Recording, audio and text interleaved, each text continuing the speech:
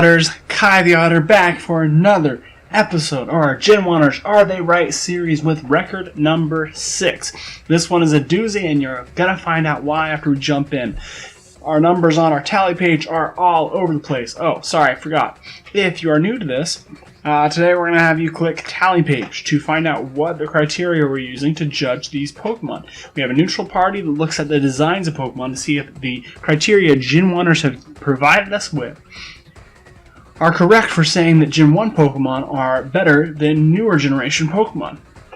As you can see from this tally page, right now so far our numbers are all over the place. They're kind of skiddly-wampus, if you understand what I'm saying. There might be a slight downward trend in Pokemon's designs getting a little lower quality, but it's really hard to argue at this point. But let's jump in. Our Pokemon from generation number 6 this week is Frogadier, the Bubble Frog Pokemon, number 657. He is simple and toy-like, with that scarf looking like something you tie on him. His coloring is complex and plastic. Those lines are hard, but his details are in the physical features. Again, something I would credit to his scarf, those little nose bubbly things, his details in his paws. I don't know what you call them. His little webbed, his fins, his hands, whatever. His fins. So, Frogadier gets a solid score of 1, which is actually terrible, but it's kind of what we've grown, or I've grown to expect from Generation 6 Pokemon, who altogether have never scored a score higher than a 1.5. Go figure.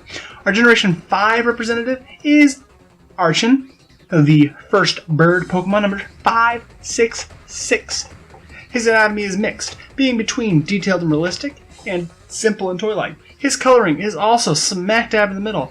It is kind of plastic, but kind of blended. I mean, I see that. I understand where our party was coming from. I thought this one was going to be considered complex and plastic, but I do kind of see the blending that she was talking about. So, the details of Archen are in its physical features. It's not just the colors, which is another one that surprised me. I thought the best, this one was going to be mixed. But you have the cracking on the beak. The colors are there, but they're to enhance the physical features. There's the claws and the wings. I see it. I'm not surprised, not the score I would have given it, but I still see it. Giving Archen a high score for a Generation 5 Pokemon of 2. Bonsly, the Bonsai Pokemon number 438. Bonsly, which, I gotta be honest, neutral party, she laughed when she saw this one because she said it's the weirdest Pokemon she's ever seen.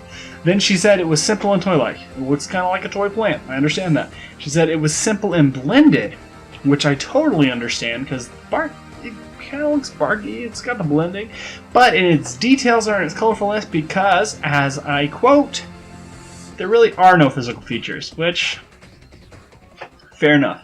The leaves on Bonsly's head are just kind of lumps, which makes sense when you know it's a rock type, but when you're looking at it and thinking, real things, physical features, details, it's just not there.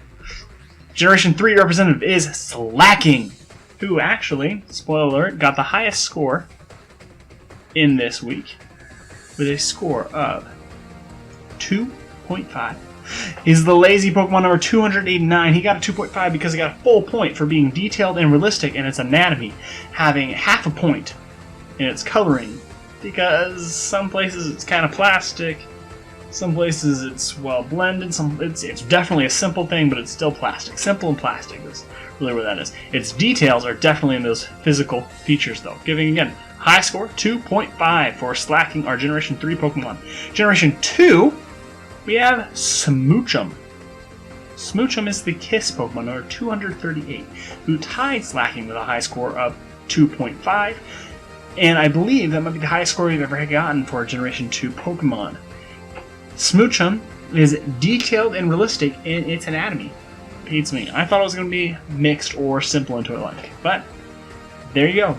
Its coloring is simple and blended, which again, surprised me. I wouldn't agree with this one, but I kind of get it. I don't know. And the details on Smoochum lie right between physical features and colorfulness. There's definitely colors used to show its physical features, but there's definitely spots where it's kind of like, okay, why did you need to change the color that drastically there? So, That gives Mushroom, like I said, a high score for Generation 2, 2.5. Nidorino is our Generation 1 Pokemon. He is the Poison Pin Pokemon number 33. In Anatomy, he scores half a point for having a mixed anatomy between being realistic looking and toy-like looking.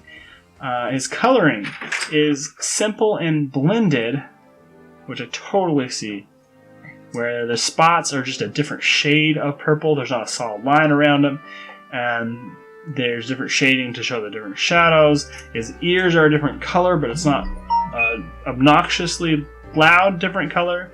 And finally, half a point in the details, where there's some details in the physical features, those spikes on the ears, but there's some details in the colorfulness. Does it need those spots? I don't know. Honestly, this is the one that the score confused me the most. I would have argued or thought that Nidorino was a perfect Pokemon according to Genwunners' arguments. Detailed, realistic, coloring, simple, blended, physical features, very detailed. But I was wrong. The neutral party says that this one is not perfect in those ways. Of course, they don't know which end is good on the spectrum, but it gets a score. Nidorino gets a solid score still of 2, which, when we add these to our tally, we get our first category, which is Generation 6, of 1 point that has 5 in it.